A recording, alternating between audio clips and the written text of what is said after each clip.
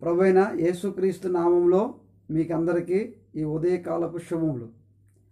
మరి మీరందరూ క్షేమంగా ఉన్నారని మా ప్రభువునందు విశ్వసిస్తున్నాను. దేవుడు మీకు అనుగ్రహిస్తున్న క్షేమకరమైన స్థితిని బట్టి ప్రభువుని ఘనపరుస్తున్నాను.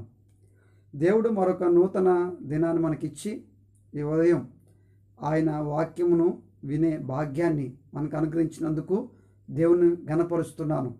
మరి ఉదయం మరొకసారి మీకు శుభాలు తెలియపరుచుకుంటున్నాను. ఈ అనుదిన ఈ వాగ్దాన పరిచర్య కొరకు ప్రార్థించండి. ఈ వాగ్దాన పరిచర్య కంటిన్యూగా కొనసాగించడానికి ఎక్కడ ఆటంకాలు లేకుండా ప్రభు తన సహాయం మనకు అందించడానికి మీ ప్రార్థనలో జ్ఞాపకం చేసుకోమని ప్రార్థన చేస్తున్నాను. అయితే ఈ దినం దేవుడు మనకిస్తున్న వాగ్దానం చదువుతున్నాను. న్యాయాధిపతుల గ్రంథం 15వ అధ్యాయం 14వ వచనంలో ఇలా రాయబడి ఉంది.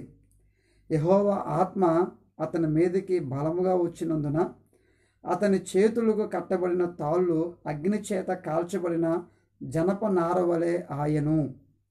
దేవుని యొక్క వాక్యంలోని యెహోవా ఆత్మ అతని మీదకి వచ్చినందున, దేవుని యొక్క ఆత్మ ఎప్పుడైతే ఆ వ్యక్తి మీదకి వచ్చిందో అలా దేవుని ఆత్మ కలిగిన ఆ వ్యక్తి చేతులకున్న ఆ బంధకాలు, ఆ తాళ్ళు మరి తెంపబడ్డాయి, తొలగించబడ్డాయి. అనగా తాళ్ళు తన చేతులకి కట్టబడి ఉన్నాయి.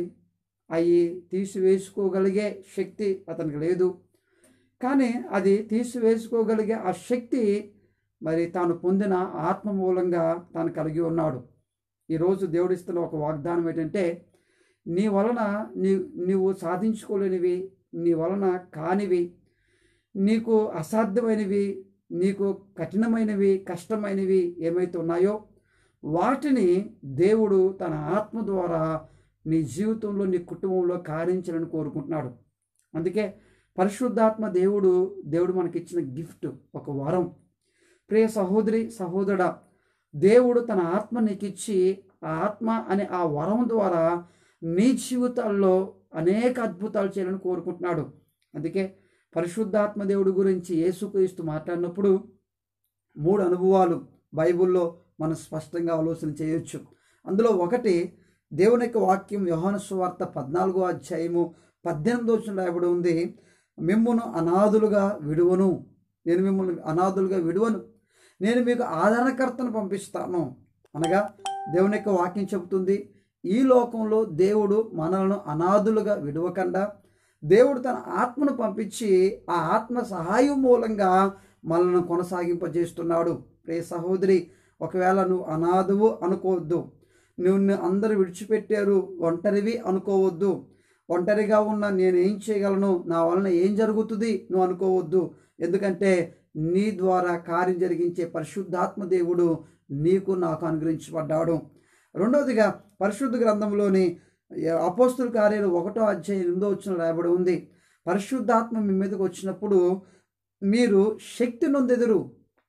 అయినను పరిశుద్ధాత్మ మీ మీదకి వచ్చినప్పుడు శక్తి నొందెదరు అంటే దేవుడు మరి యేసు ప్రభు చెప్పాడు, పరిశుద్ధాత్మ దేవుడు కేవలం మనల్ని అనాథులుగా విడిచిపెట్టకుండా మనకు తోడుగా ఉండటమే కాదు, ఆదరణ కలిగించడం మాత్రమే కాదు, పరిశుద్ధాత్మ దేవుడు మనకే శక్తిని కలిగించేవాడుగా ఉన్నారు. మనకు పవర్ అయిన మన శక్తి. ఒకవేళ ఈ లోకంలో మనకి శక్తి ఏంటి అంటే, చాలామంది వారు కలిగిన ధనం వారికి ఒక శక్తి, వారు కలిగిన బంధుత్వాలు వాళ్ళకి ఒక శక్తి, వాళ్ళు కలిగిన జ్ఞానము, వారి ఉద్యోగము ఒక శక్తి. ఎందుకంటే అది వాళ్ళకి బలాన్ని కలిగించేవిగా ఉండొచ్చు. కానీ పరిశుద్ధాత్మ దేవుడిని కలిగిన మనకి పరిశుద్ధాత్మ దేవుడే మనకు బలం. ఒకవేళ డబ్బులు చేయలేని కార్యాలు, మన బంధువులు చేయలేని కార్యాలు, మన ఉద్యోగం చేయలేని కార్యం, మన స్నేహితులు చేయలేని కార్యం పరిశుద్ధాత్మ దేవుడు మన ద్వారా మనలో ఆ శక్తిని కలిగించి ఆయన చేస్తాడు.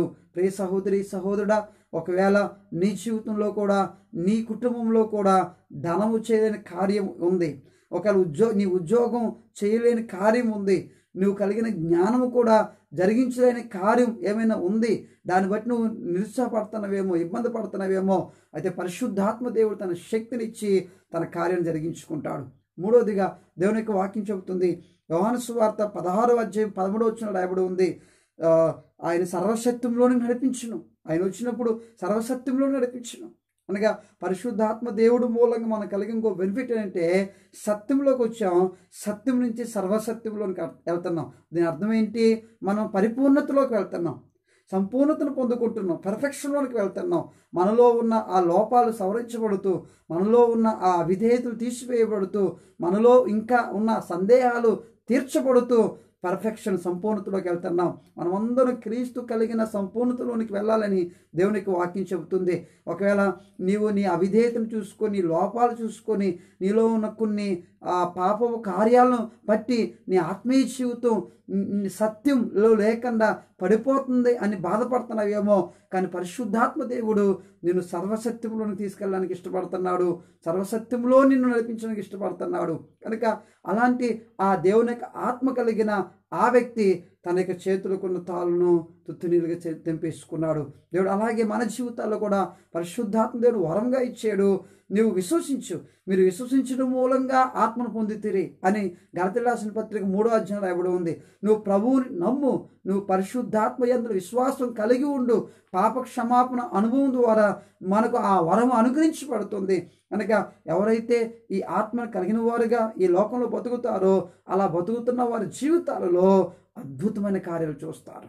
అలాంటి కృప దేవుడు మనకు అనుగ్రహించిన గాక. ఆమేన్. ప్రార్థన చేసుకుందాం. తండ్రి, ఉదయకాల సమయంలో మరొకసారి అయ్యా నీవు ఇచ్చిన వాగ్దానం బట్టి వందనాలు. ఈ మాటలు ఎంతమంది జీవితాల్లో ధైర్యము, బలము, శక్తిని కలిగిస్తాయో వాళ్ళందరినీ మీ చేతులకు అప్పగించుకుంటూ మీరే మహిమ తెచ్చుకోమని యేసు నామములో అడుగుతున్నాను పరమ తండ్రి. ఆమేన్. ఆమేన్. దేవుడు మిమ్మల్ని దీవించును గాక. ఆమేన్.